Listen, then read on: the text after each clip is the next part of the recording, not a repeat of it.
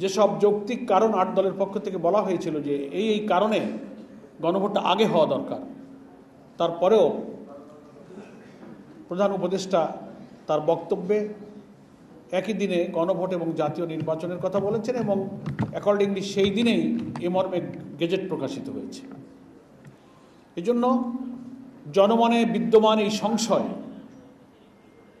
এবং যে সংকটের সৃষ্টি হলো বা আমরা যে আশঙ্কাগুলো করেছিলাম, প্রধান উপদেষ্টা একই দিনে ভোট একথা বলার কারণে যে সংশয়, তা সরকারকে দূর করতে হবে।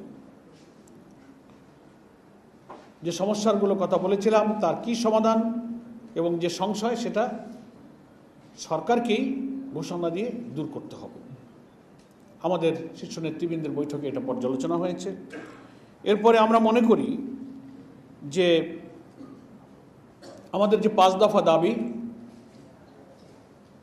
তার দাবিতে আমাদের কর্মসূচি অব্যাহত থাকবে। যে আংশিক দাবি আমাদের পূরণ হয়েছে, জুলাই সনদকে আইনি ভিত্তি দেবার যে আমরা কথা বলেছিলাম,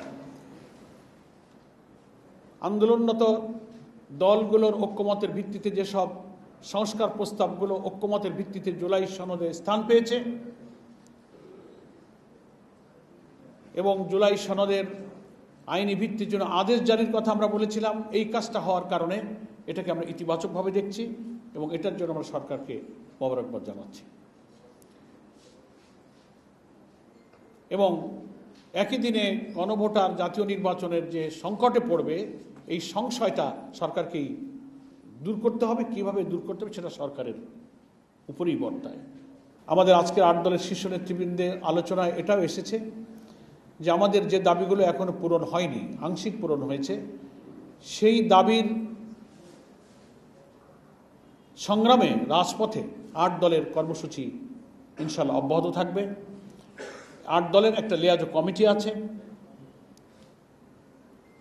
শীর্ষ নেতৃবৃন্দের পক্ষ থেকে তাদের উপরই দায়িত্ব দেওয়া আছে।